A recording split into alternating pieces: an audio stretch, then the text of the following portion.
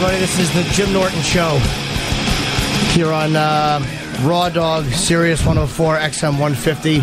We're live again. Most weeks we're going to be live. Once in a while I'll have to play a pre-recorded one if I'm away doing a gig. But my co-host this week is Jim Florentine, who was going to do some of them with me, and Otto Peterson. Hey, Jim. Hi, buddy. Hey, how'd you come up with the title? Do you have a couple of meetings on... What is the title of the show? The Jim Norton Show. That's discussions on that one. Yeah, there really was. They wanted to call it Fat Tits, Nobody Knows You, or An Hour of Mediocrity. I said, how about just my name? That was taken. Yeah, An Hour of Mediocrity was already taken. Fat Tits was taken by Rosie. Fucking, no, I hate saying the Jim Norton Show. It's really awkward. It's really weird naming it after yourself, but it's just easy to remember, and it's simple, and it's not cutesy. Yeah, it's basic. It's good. You can call it the fucking Jim Norton Show since it's cable. Oh, I don't radio. like this type of. Yeah. I don't like the type of language. We don't like to curse on the station. Sorry. Oh, the number. If anybody wants to call up, we may or may not get to your call.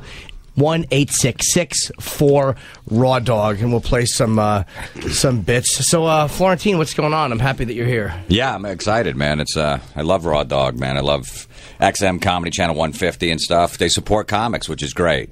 You know, because I got fucking truckers coming to my shows that never heard of me before, right. Especially when Satellite first started, and you get so many people come, man, I hear your shit on Raw Dog or, you know, whatever the 150 channel is, and, you know, come out to the shows, because regular radio will never play your comedy bits. No. Even if they're clean, they very rarely play that stuff, so it's a great outlet for comics. Well, they call it, like, you'll go on and you'll do, like, the 5 o'clock jokes segment on some terrestrial radio show, and it's fucking horrible. No, they call it the 5 o'clock funnies. Funnies, yeah, you know. Yeah. Funny. Do you want me to get you into anything? Like, they want to set you up for questions? Yeah. Like, so Jim, I hear that you've got a girlfriend now. You got to get into your, yeah, I met her. It's like, who fucking cares? Yeah, they do that to me. I was on a radio show in Florida, and they go, the host wants 3 or 4 setups to lead in to material. I go, that's my job. I'm George's straight man. You're fucking absurding my fucking thing here, you cocksucker. And they go, oh, also, he just had brain surgery, so he has good days and bad days.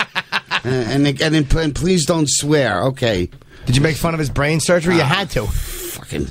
It sucked. That's my job. I'm the straight man. It really is terrible to have to go out, to have to be led into a bit is embarrassing. It's like, why don't you just talk and we'll see where it goes? Yeah, because they'll be like, oh, so would you fly here? You're in Florida. Yeah, and you ought to see the plane, right? You know what I mean? They want you to do that that's stuff. Exactly what I said. I go, well, you could ask me about, you know, how is my flight down so I can go my stupid airplane bit, but immediately he stepped on my jokes. Of course. Yeah. Yeah, the flight was great. The pilot was Mohammed Atta. Yeah. Hello, is this on? I've done radio in Florida where Otto was there the week before, and they were going to cancel my radio because Otto was so disruptive on the radio because he wouldn't listen to him. Well, it's like, because it's dishonest. It's dishonest to have somebody purposely leading you into bits. It's like, we're just used to talking, and, you know, again, we do O&A all the time, and it's fucking like, come on, I don't need to be led into a bit. Yeah. It's stupid. It sounds forced and desperate anytime I do material on radio, yet, I mean, what else are you supposed to do? You're a comedian, you're supposed to make your points, but I always had that problem. I just feel like hackish. Well, it's very funny. hacky. You guys are weird for me, because it's like, you're two of the guys I know the longest in the business. Jim, I started April of 1990, and Otto was one of the guys that I would go see when I first started, before I would even do stand-up, and Jim, too. And I've told the story before, but Florentine got me my first paid gig. It was for Casey Martin, and it was off the Holiday Inn, off exit 8A, and fucking Otto, we've been on the road together since probably late 1990, early 1991. You were a little seedling. Yeah. Otto drinks a little and doesn't drive. Yeah. So I would go to Queens and pick you up and then drive back into Pennsylvania. I had the fucking best times of the early part of my career with you guys on the road. It's good I set you up there for nothing. No, but it was maybe great. I should have set you up for a bit. I just set you up for a boring The weird statement. thing with Jim, like Jim would drive us, he would get $7 at a time in his fucking gas tank. So we'd stop every 100 miles. Gotta get another 7. I'm like, just fucking fill the tank. Here's a 30. It's $30. No, I just get 7. I gotta pee and I gotta get more cigarettes.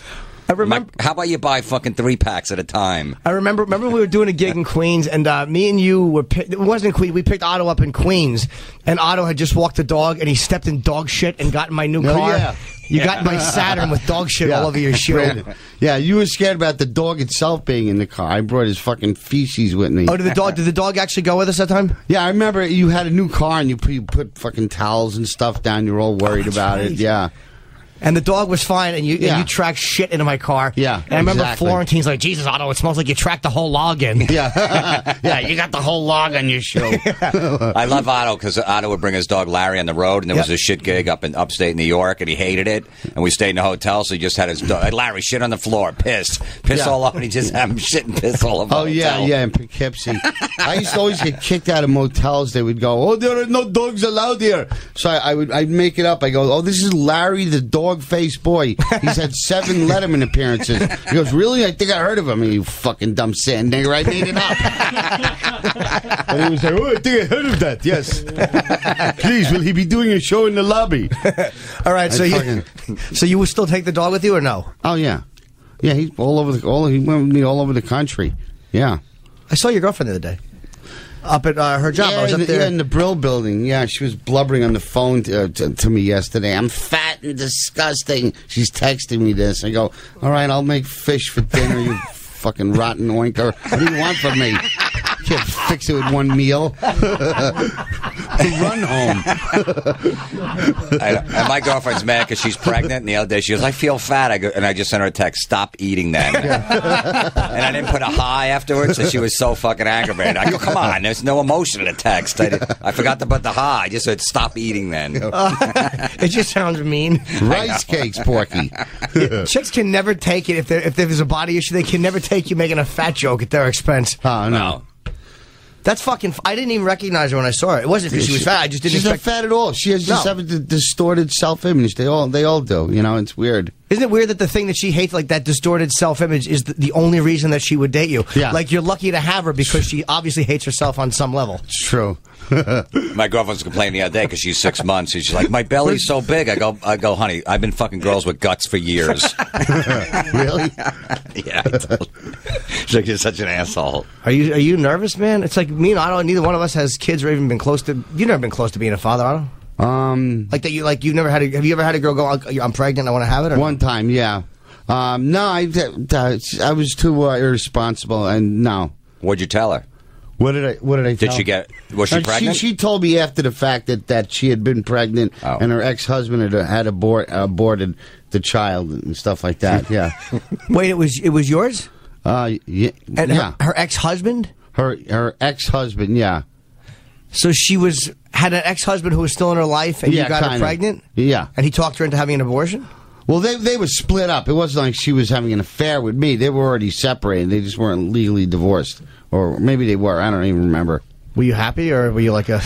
No, I felt like I murdered my child. You know, it would have been a cute kid. You know. And did you pay for it or no? No, I didn't. No. So you don't feel like you murdered it. You didn't pay. No. If you write a check out for $350, then I could see.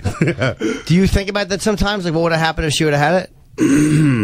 Yeah, kind of. But I don't think that's not my quest. You know, I still got fucking shows to do. Am I going to sit home with this thing? I'm going to work. Are you nervous, Jim? Not really, man. You know, I'm sorry. What were you saying? You're going to say something. I think he's going to be a great dad. I think so, too. Awesome. The kid's going to laugh. It's going to be a boy, too. So, no, I'm not really nervous. Look, I'll see. Whatever happens when I get to it, I'll deal with it, you know? It's gonna. They say the first year sucks because kid crying and no sleep, but then after that it's great. Yeah. So I want to have a kid just so I can bring him to a Sabbath concert, fucking Motorhead and shit like that. I can't wait to just hang with him. You know. Yeah, I hope that's who he likes. Wouldn't that suck though? If cause you had this kid, you want him to be into metal, and he's just into like light rock, or he's really into Lady Gaga. Well, my girlfriend's into country music, and she's a lacrosse coach. She played lacrosse in college, so kid's either going to be white trash like me or be fucking sophisticated. So a Jew hater. Country music, God. Is there anything worth listening to in country? Yeah, country's pretty good, man. I don't mind it. Really? You know, yeah. Johnny Cash is about as deep as I go into country. Some of the stuff's all right. You don't like it at all? Dude? I like it way better than fucking rap. Johnny Cash is way more than country. That guy was the coolest guy ever. I agree. Yeah. I like his covers. You ever hear his albums of covers he did? He did a whole... I've been listening to Ain't No Grave, which sounds like a slave Dude, that song he did, Hurt, by 9 Inch Nails. That's great. Yeah. That's his even Trent Reznor said that's his song now. He did such an amazing version of that. And he sung it about his wife, too. His wife just passed away. Unbelievable. Gives me the chills just thinking about it. No, but country's all right. But anyway, so I hope the kid's not a lacrosse fucking player. There was also, he did a great cover of one of the UFC fighters I went to see UFC. He walked on to, what's that Soundgarden song he covered? Rusty Cage? Rusty Cage, yeah. Fucking phenomenal. Everything he touched was great. You saw him do this live? No. I went to a UFC Ultimate Fighter event, and one of the fighters walked out and to this, dun dun dun dun dun dun dun. I'm like, what the fuck is that? And Opie told me it was a cover of a Soundgarden song. Yeah, Rick Rubin got a hold of him later in his career and had him do those covers and just reinvented his career, basically. Was that Rick Rubin whose idea that was? Yeah, it was Rick Rubin. He is an odd genius. He's a genius, that guy. He did some of the Dice stuff that we're going to play later. The Day the Laughter Died. He did that stuff. He's amazing. This is Johnny. This is great. I'm not even a huge fan. Like, I went and got the original after this, and it was good. But I like Cash's covers usually better than I like the. He did a great cover of Chapin's fucking Little Boy. What's this song? Cats in the Cradle. Oh yeah, Harry Chapin. Which is really a depressing song, but kind of Johnny took the depressing part out of it and just kind of made it like a cool song with a cool beat. Really? Yeah. About an absentee father. Yeah. Yeah. Especially since you know how that one ended up. You know. Yeah. There's been my friend's in the middle of the road bleeding to death. You know, in the middle of the Long Island Expressway. Oh yeah, Harry Chapin. Yeah, rear-ended by a tractor trailer coming home from doing a benefit. Oh, is that what he was doing? Yeah. Jim Croce was killed on his way to a benefit too, wasn't he? Yeah. I think he was killed in a plane crash. It might have been a benefit. Yeah. I thought he was flying to a benefit. Yeah. That's what you get for fucking doing charity work. Yeah. Hey, that Roberto is Clemente. tree's getting a little close. Bang! All right. Roberto Clemente went over to. There was an earthquake in Nicaragua, and he loaded up a private plane with too much supplies, and it friggin' crashed because it was too heavy. He had too much shit on there. And that was in '72. He's still in the prime of his career. He's still like 3 or 4 more years. You can turn this because I'm to the music, but it's really weird. You're overloading the plane. So don't do any Stanley. charity. We're going to crash. Can't you leave the sunblock home and buy it when you land? Sorry. All right, we'll play a bit. We'll play a dice bit off of me and Jim talked before the show. One of our favorite albums is Day the Laughter Died, and this was one Rick Rubin produced. That's the one you take the Dangerfields, right? You take parts 1 and 2 there, but part 1 is just a fucking. It's a great comedy album because he was, at the kind of the peak of his career, or just about, and just kind of went on and was bombing. Really? But it was funny. Yeah, it was like a guy working on material in front of a crowd that wasn't his crowd. That's very interesting that he would release that. That shows confidence. No, because he went from playing the Garden, did all those arena dates, and the first Dice album, which went like platinum, to release a double album where he's bombing. That was his next album he put out. I remember all my friends getting it, like, why would he put this out? There's no jokes on here. And I got it right away. I'm like, this is fucking genius. Because everywhere he was going on and just destroying. And it's like, as a comic, sometimes you like a little bit of the struggle or the challenge. Is this going to work? You don't just want to go up there and have them yelling out your punchlines like it's a fucking rock show. Yeah, too much adulation, then you stop creating. You're just, That's what Steve Martin said, right? As soon as he got famous and he'd walk on stage, go, hello, and they'd start laughing. He goes, he quit comedy. Yeah. He said, because I knew I couldn't judge what was funny anymore because I was a big star and they would just laugh at anything. That's apparent by some of these fucking film choices he makes. The Pink Panther. You didn't like him in Bringing Down the House? Well, there was one funny part where Queen Latifah was trying to teach the white square how to be hip. Oh, I've never seen that before. No, it was really funny. Oh, really? So, like, the white guy couldn't dance? So the black person was trying to teach him, and he was all uncoordinated and corny? But here was the angle I like. She'd been to jail, so she was kind of like, she was kind of, dyed in the wool, just kind of, kind of a tough chick who's seen it all. Little sassy, showing the white guy how uptight his life, his horrible life. What his fucking $300,000 house while she was probably eating pussy after mopping the floor in jail? Fuck her. It was so annoying. So annoying. And he just does. There's nothing. Steve Martin will never say, you know what, that role makes me look like an asshole. I'm not doing it. He just doesn't have those words in his vocabulary. Shouldn't be bashing Steve Martin, but fuck him. Yeah, I mean, he's definitely picked some. I heard Al Pacino was in something recently, and I'm like, he was in that. Was it a wig commercial? What is that thing Pacino has in his fuck? He looks like he's got an Emilio Estevez wig on. It's embarrassing, Pacino's wig. He's aging very weirdly. Yeah, the skin, the hair. Like, he shaved his hair for that Kevorkian role. Now he looks like a normal middle, guy in his 60s, but that fucking hair in that last couple of movies. Jesus. I just saw him interviewed. He never does interviews, but it was a special about John Cazale on HBO called I knew it was you, I think, where it's about a 40-minute mini documentary on how people don't know who John Cazale was, and anyone who listening, he's straight up from The Godfather. Yeah. And so Pacino and De Niro, who never grant interviews, and Pacino's being interviewed, and it's weird. He's wearing a black leather jacket like he's 22, and he has this fucking horrendous. Nobody in his life just go, that thing on your head is fucking terrible. Is it a wig? Or of course it's a wig, or it's nailed onto his head. Yeah. It's fucking awful. I know. What's that, a fucking chef salad? All right, we're going to play a dice bit. Yeah. Back in a minute. But I like this time of year, the holiday season. Love holidays.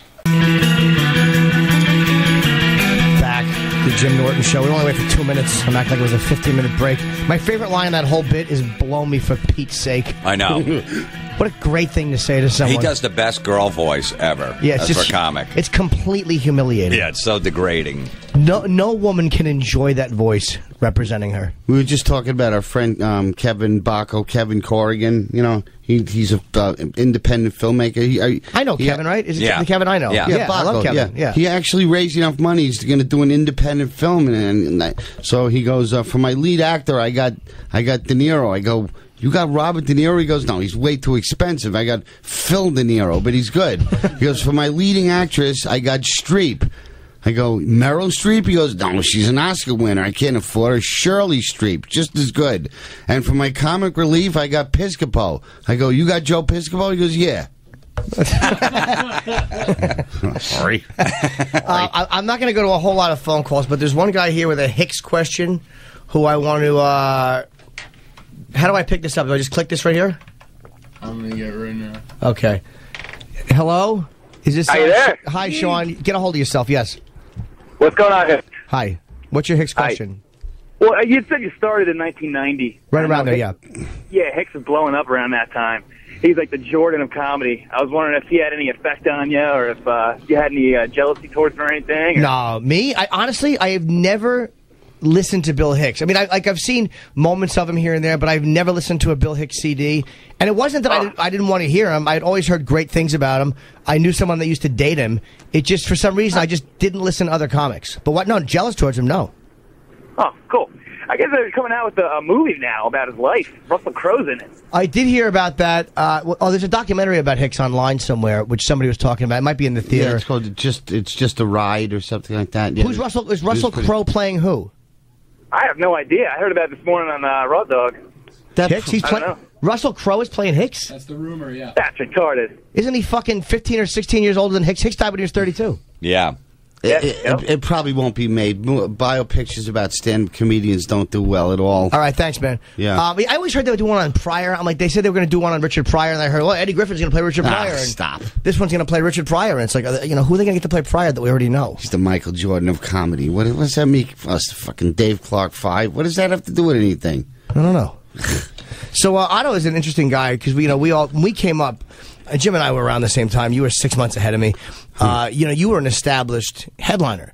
You were a guy, and you're one of the few guys I know that's done street comedy. Yeah. Which how did you get into street comedy? Yeah, I get never really asked you nostalgic that. every time I walk up here. 45th to Broadway was one of my corners there. How did I get into that? Like, what would you do? Would you actually just stand there with no mic and just start doing material? Well, the hardest thing was to stop a crowd. So I used to have friends that would meet me and stand there, and the crowd would gather, because if you're just sitting there, nobody's going to stop because they just think you're a lunatic, you know. I started on the Staten Island ferries because that's where I grew up. So I would play hooky and do the boat rides coming back from Manhattan during rush hour. I used to make good money. When you were all clean material? I was completely clean then. Wow. Yeah. And how old were you? 14 to about 21. Here's the type of material I would do. I go, George, George, it's time to go back in the bag. I ain't going in that bag. I'm not going in that bag. You ain't going either? It was that kind of shit, you know. Oh, okay. So how much money could you make in a day, would you say? That act? No, but I used to do good. Couple $100? Yeah. The silent acts did a lot better because they could entertain several hundred people at a time. But, I already I carried a puppet, a milk crate to put my foot on, so a sound system was out of the question at that point. So were you insulting people at that point? Oh, yeah. It was very, very nasty to the crowd. The one rule we had with street performing was was that if we wanted a meal or go see a movie, we wouldn't spend any money that was in our purse for more than an hour. In other words, if we wanted to go see a movie, we go, let's do a show right in front of the movie theater and fucking pay for the movie and the popcorn. Or if we wanted to get something to eat, we'd go, I'm not going to, you know what I mean? It was like, you could just do a show anywhere you wanted. It was an amazing feeling. It's a way of comedy kind of just getting you whatever you wanted in the world immediately. Like, you're not going to be able to buy a house with it, but if I want to go see a movie, I'd do a few jokes and fucking go see the movie. Exactly. I created my own show business. There was no gigs. It just, when I wanted to work, I worked. Now, there was always a rumor that you made fun of the Spanish guy and he stabbed up the puppet. Was that it? Is that true? Yeah, that was true. in the park? In Central Park, yeah. You were making fun of him? Yeah, I don't know exactly what I said, but I think he was on angel dust or something because he had a weird, freaked out look and he's fixated on the puppet. And I told that story like once, and it's stuck around for forever. That's a great story. So he stabbed the puppet because he thought it was coming from the El puppet. Diablo, and then ran away, and I got a cut on my hand. I still have a little nick there. Right. Dirty Spick stabbed me trying to amputate him.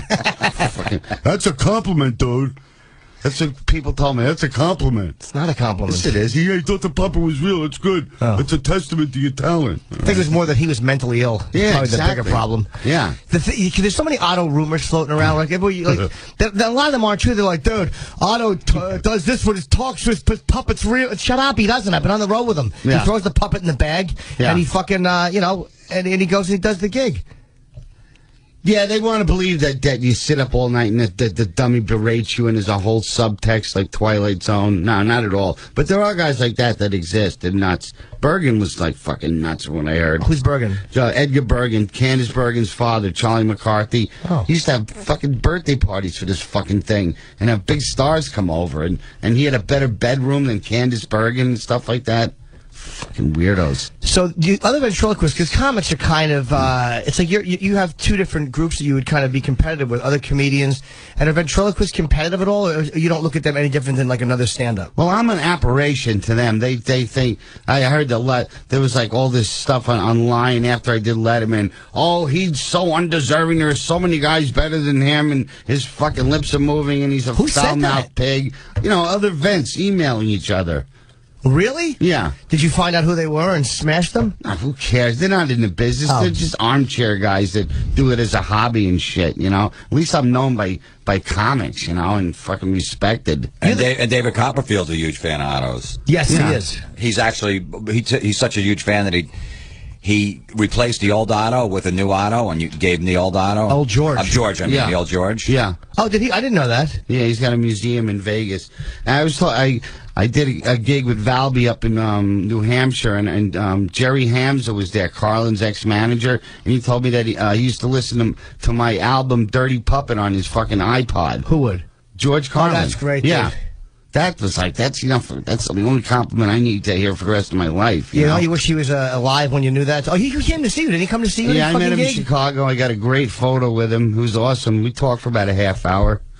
So, how was your set when he came to see you? It was great, and I didn't know he was there, which was good because I probably would have vomited knowing that the brilliant mind like that is listening to my stupid skit. So he caught me on a great night where I was sober and in a good mood and great energy. So he caught a great set.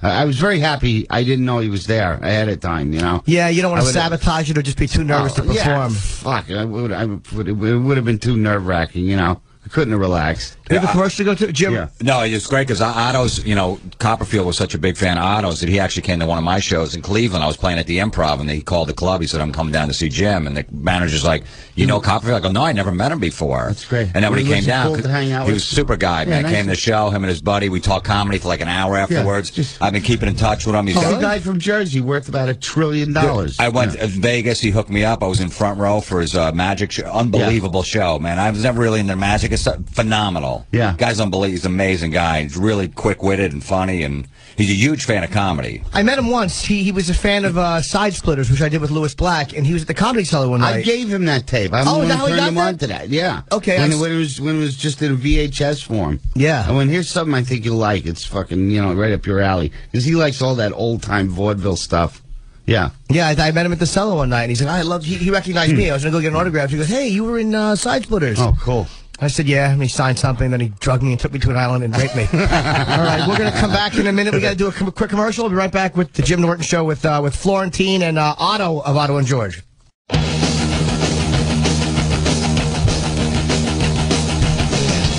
We're back.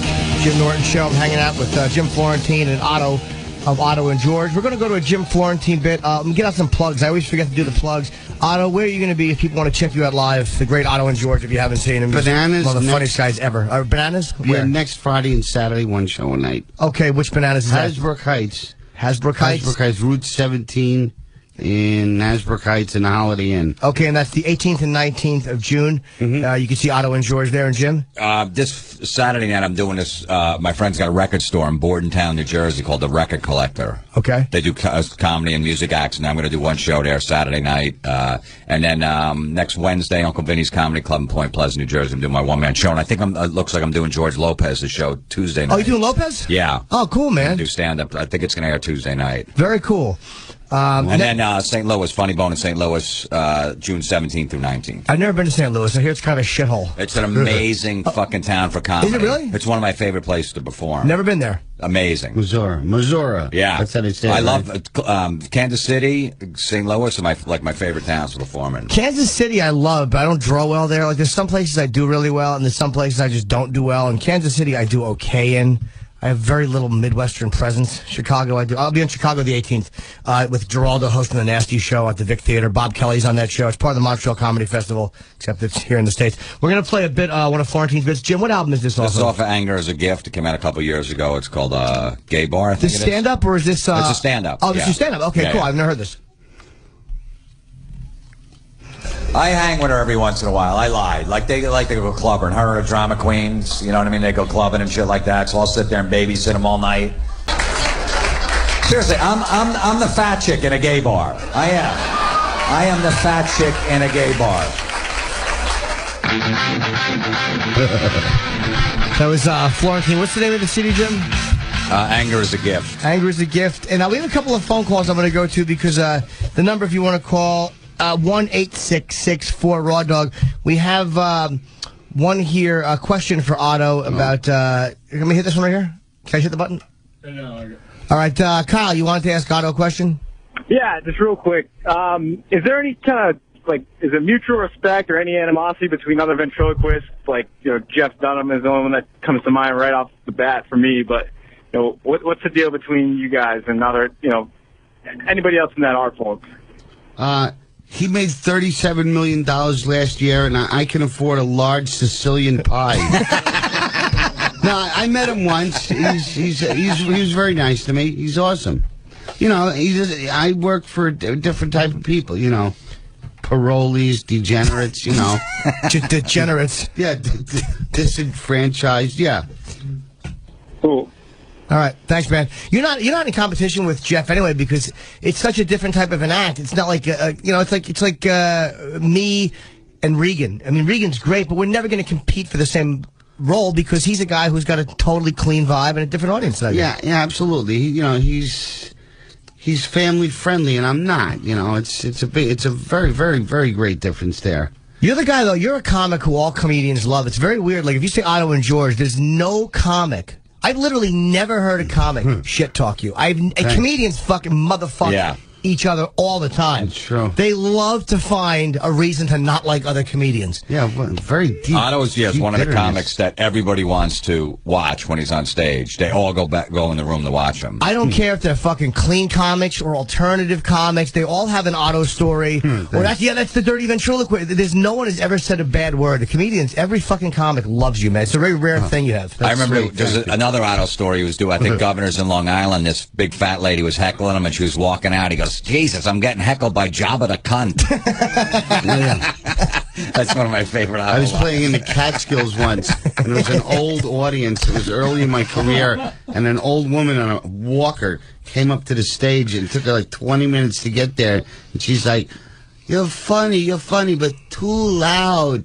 And I went, shut up, cunt. I shortened her fucking life. One of the hardest laughs I ever had was me and Otto were doing, and Jim, you've worked for fucking the guy named the Pickle Man. Yeah. In Pennsylvania, he was a. How would you describe him? Otto described him once. He said he looked like a Jewish rhinoceros. Yeah, he was disgusting with a bad wig. Horrible. Yeah, he had a wig. And he'd give you a jar of pickles at the end of the gig. Yeah. Yeah, bad mustache. With you like $50 cash. But I like the Pickle Man. And he drove a big pickle truck. He drove like a fucking giant delivery truck. And me and Otto were doing a pizzeria for him. And Otto's on stage. And, it had like pizzeria seating. It was like tables at a pizzeria, and they just put a microphone at the end. And it was going fairly well. And I'll never forget, this woman walks with her probably 11 or 12-year-old kid, or maybe even 8 years old, down the middle of the aisle. She's going to sit in the front by the stage, but literally everybody is watching her and her kid walk. And it stopped the show. Yeah. And Otto said, "Oh, look at the kid. Isn't he cute? I'd like to grab him by the ankles and crack his skull on the fucking sink." And it just, the air went out of the room. It's one of the hardest I've ever laughed, because I understood it was a Caligula reference, and it was a barbaric Caligula reference, and it's one of the most brutal, funny things I've ever heard a person say. That is a brutal image to wish on some stranger's on a scale of 1 to 10, what did that joke get? 10 being the best. For me, no, for the audience. For the audience, nothing. Perhaps I'm being generous if I say a 2. Really? I gave it a fucking 9 3/4. Right. It might be as hard as I've ever laughed at a live comedy, because I couldn't believe it's hard to shock comedians, and it was also funny. Yeah. It wasn't just shocking; it was really funny. Man. There's nothing funnier than when Otto loses a room. You know what I mean? And then he'll get him back a couple minutes later. But I love when he does that, because he doesn't care. He'll just keep going and going. He doesn't give a shit. Sometimes it angers me when they're having such a good time, and I'm just a depressed person, and it angers me that there's 300 people having a great time, and they're all going to go home and get laid, and I'm just fucking, my life stinks, and I'm just purposely ambushed the set. How do you ambush a set? Just bring up John Benet Ramsey. I'd like to dig her up and fucking piss in her eye socket. Just something disgusting and inappropriate that they can't enjoy. Yeah. Would you say? I don't do that as much now, but I used to do that a lot. Are you a guy who sabotages things? Like, are you a person who for me, it's hard to feel good. It's hard to enjoy good things. I don't feel like I deserve it. Yeah. Are you someone that's trouble with feeling good about it and getting what you deserve? You mean career-wise? Yeah, or in general, enjoying life. Just a feeling of not of wanting to get on to the next thing. I'm never comfortable wherever I am. I'm not comfortable. I want to be doing the next thing. I'm always thinking about how do I get out of here? When is this going to be over? Unless it's something like watching a great movie or something, then I'm cool for 2 hours. But I'm very uncomfortable in my own skin. Yeah. What's the story? There was is there a story that you were going to do a Rodney special years ago? What exactly happened? Because somebody, you can't listen to other comedians because they don't know what the fuck happened. Well, you were going to do a Dangerfield special? He took 2 or 3 guys out of Comedy's Dirtiest Dozen just on the strength of their set and put them in his special. But me, for some reason, he wanted to see over and over and over again at Catch Rising Star. And I just got tired of having to re-audition for him. Plus, he would make me go on first at Catch. It was just, I finally went, look, I'm sick of fucking losing paid weekends. Either use me or don't use me. I go, why don't you come and see me kill at Pips one time? This isn't my room. I don't open shows. Why are you doing this to me? I'm losing paid I must have turned down like 4 or 5 good-paying weekends for this fucking indecisive fuck to see me over and over. He took John Fox, he took Thea Vidal, he took all those people, and that was the one special where there wasn't like a big breakout star. It would have been me, obviously. It would have been me on that special. It would have exploded. So how many times did he see you actually perform? It must have been like 3 or 4 weeks in a row at Catch Rising Star. Hey, kid, I'm still not sure. I want to see you one more time. It's Rodney. Okay, everything's set, I saved my answering machine message, too, because, it's Rodney. I was still, even though he hurt me deeply, I was still a fan, It's unmistakably Rodney on my machine, though. Everything's okay. All right. I'm sorry. Do you regret walking away from that, or do you regret? He might have said no. Away from it. He didn't hire me. But didn't you say no more of this, or did he just go, it's not going to happen? I said, look, just come and see me kill it, Pips. I can't go emotionally. I can't go through this anymore. I mean, how many times is he gonna, make me not get a yes or a no? Right. It's a big deal. It's a fucking 6 minutes on an HBO special. That's the thing with comics, especially when you first start out, you start making good money. You don't want to go into the city to do an audition on a Friday or Saturday because you're losing good money. You finally got to that point where you can make a living doing it. So it's always a struggle. But the guys that never went to New York City or to California to make it are stuck and never did it. You have to you got to meet them halfway. You got to go in sometimes. You got to take it in the ass and lose a little money on a weekend or during the week and get your ass in there. That's what we had to do to get to where we were in our career. It was like he had something else to do that night, and he just wanted to see me go on and then get the hell out of there. But it was like, it's inappropriate to start a show with me. You know what I mean? It just wasn't right. He didn't. I think he should have known better. I think you're right. Yeah. We have a guy who has a very strong words for me. If I hit this button, will it pick up or no? Oh, I'm such a dummy. I've asked the same fucking question 3 times, and Steve is politely ignoring me. I should just shut up and let you answer the phones. Let's go to Randy in St. Louis. All right, Randy? Hi, buddy. What's happening? Hi. How you doing? Good. Well, I think that Mr. Norton, you ought to just come on down here to St. Louis, and maybe you could be a new ventriloquist dummy for Bobby Fletcher or something next week. Who's Bobby Fletcher? That's one of the characters. Let him stick his hand up your ass and see if we can turn this shithole of a town around a little bit. Who's Bobby Fletcher? That's one of the characters I did on Crank Yankers. Oh, okay. So are you mad at me that I said I've actually never been to St. Louis. Are you mad that I was kind of disparaging? No, man. St. Louis does suck. I moved here about 7 years ago, and there's some good places, though, man. There's some good people around here. And, come on down with Jim next week. Come check out the Funny Bone. All right, buddy. Maybe I'll get out there sooner or later. I'm telling you, man, it really is it's a blue-collar town. It's a fucking great comedy town, man. And we got Chris in Florida. I wanted to ask Otto a question. Well, that's as hostile as they get in Missouri. Jesus. Yeah, come on down. Come on down. I'm just kidding. Love you. We'll see if you don't like it. All right. Yes, sir. Chris, in Florida, you're on. Hey, this is one of Otto's degenerate fans calling in. Okay. Just wanted to know I heard you on the radio a few months ago talking about coming to Boca. I wonder if that ever happened because I've been looking and I haven't seen anything advertised. Boca, yeah, New York Comedy Club. I was there last month. Ah, you're killing me. No, I've been looking, nothing advertised. Didn't see shit. There's only one club in Boca that does comedy. Did you check their website? I'm computer illiterate as well as a degenerate. Oh, I understand. Where do you look for comedy then? How do you find out who's going to be where? Where the fuck do you look? But they do have it in paper almost every week. I mean, I look on the internet, but why am I pursuing this? All right, well, thank you, sir. I appreciate the call. Otto is there. You missed him. I would suggest just paying more attention next time. Go to Cheetah 3. I think I left a cum stain in the men's room there. It's the closest you'll get. I love that place. Yeah, Cheetah's. Yeah. Strip club. Yeah. I don't go to them anymore, man. You can have on them. I don't. I haven't either. I haven't been in one in 2 years. I just can't handle it. Because they don't suck your dick. I got blown in one in Philly one time, which was cool. I threw like an extra $100. No. But it was awkward because she wouldn't take the cum, so I just shot on my pants. It was fucking horrible. And I blew in my pants twice, once in Vegas, once in New Orleans. Do you feel shamed and do you any Catholic guilt? Or, no, after I came in my pants, it was victory. Because they wanted to get me into another room and charge me a lot more. So after I shot a load in my pants, I felt like I won. Absolutely. Oh, great. Oh, great. No, when she blew me, it was fine. I was just kind of embarrassed that it went all over my clothes. Extra 100?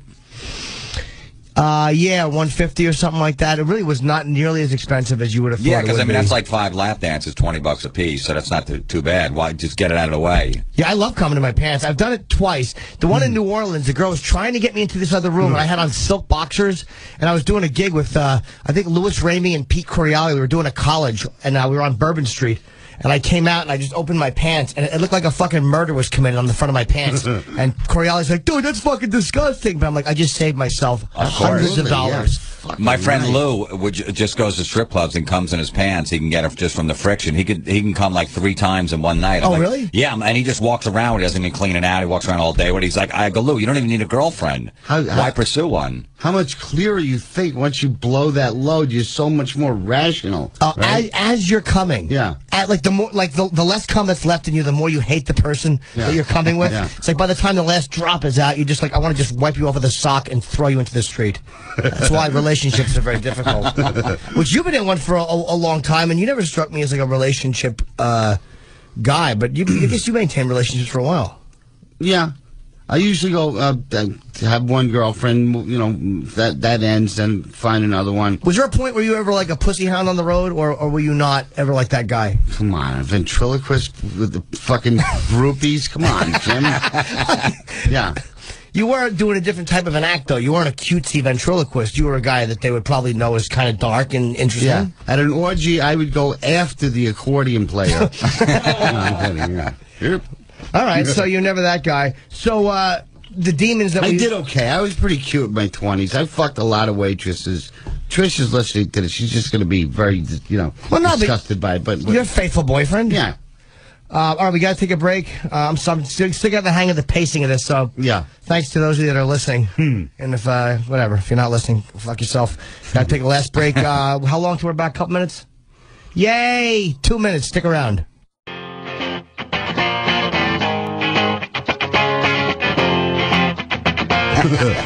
Back. Jim Norton Show, hanging with Otto Peterson of Otto and George and Florentine. And we're talking about Levy when we come back, who we all love, Bob Levy. He's such a psycho. Yeah. The bus joke, what was the bus joke Levy does? Where it goes, my mother used to tell me, wear clean underwear, you never know you're going to get hit by a bus. And I said, Ma, if I see a bus coming at me, the first thing I'm going to do is shit in my pants anyway. Yeah. And then he'll look at someone in the audience and go, gay guy, you ever shit your pants and try to cover it up by jumping in front of a bus? You ever do that? And what was the Tonight Show? He was, auditioning for Leno? Yeah, he was going to do that joke and then and try to clean up. He would, instead of saying, fuck it, here comes the local, I'm going for it, as the tag, he'd go, frig it, here comes the local, I'm going for it. Can be cleaned up. Yeah, and you ever crap your pants? I know. Yeah. You ever crap your pants? No, I can just say crap your pants. You can't say that on the Tonight Show, Bob. Yeah, it's not just fuck or shit. It's the imagery. Yeah, so he's great. And you were saying your girlfriend, I've had this too, where a chick starts to notice that they see you too much. Yeah. It's like, I feel bad my girlfriend coming to see me because she's seen the same fucking jokes over and over. Yeah. Sometimes it motivates me to do other stuff. Yeah. Because I'm annoyed that she's going to sit there and watch the same jokes and get bored. Like, do you think Mick Jagger did? Are you going to sing Satisfaction again? On. It really is annoying how singers don't have to write new material. They can live on the same fucking hit forever.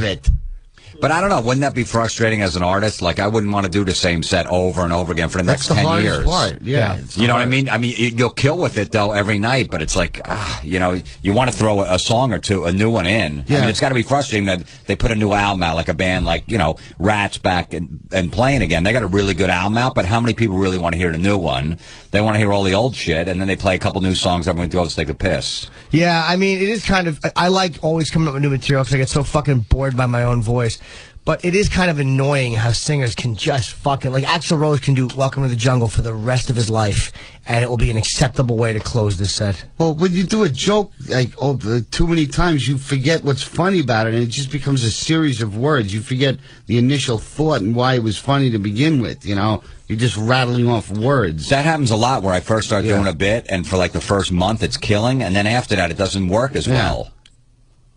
I don't know what it is. I mean, it's probably just because, I don't know, maybe I'm just not delivering it right or whatever, but it's just, do you ever have that? Yeah, all the time. I do a bit where I think, like, oh, this is, I do a bit, it kills, and then it never works again, and I think I never get it right again, instead of realizing what happened, which is I got lucky once. Yeah, it's indefinable. I got lucky once, the bit killed. It's probably a shitty bit, and it's just not meant to work. Yeah. But there's nothing worse than when there's something you know should work, and it just sucks, and it's like, maybe it's just not a fucking funny joke. Yeah. How do you handle, dude, when you are not purposely, what do you do? There's nothing worse than when you're killing, and then all of a sudden the crowd just goes away. The audience isn't there to instruct us. If you think it's funny, keep doing it. I have jokes that have never gotten a laugh that I won't stop doing because it amuses me, you know. You can't let them tell. You have to know it's funny before you do it in front of a live audience. Otherwise, you're just pandering. You were very it's the funny. Definition of a hack. You were very funny on Letterman, by the way, and it was funny you were attacking Letterman. I've never seen anybody do that. You called him Audrey Hepburn. Yeah, I should have been nicer. Yeah, they told me he's very self-conscious about his weight and his health. So what did you say about Letterman? I said he looks like he fell out of a coffin. Or I called him Audrey Hepburn. I said, eat something, you fucking cadaver, something like that. Yeah, you didn't curse though. No, but it was something hurtful. You made fun of you made fun of how cold it was. You really just shit on the whole gig. Freezing in that place. But did they ever offer to have you back? That was one of the funniest things I've seen on Letterman. It was hilarious. It was funny talking to Martha Stewart backstage. She was examining the puppet. And she's like, "Oh, did you make this yourself?" And I went, "Get back to the cell." Did you really say that? Yeah. And did she laugh? No. Oh. She was in jail like not too long before that. So you did a jail joke to Martha Stewart. Yeah.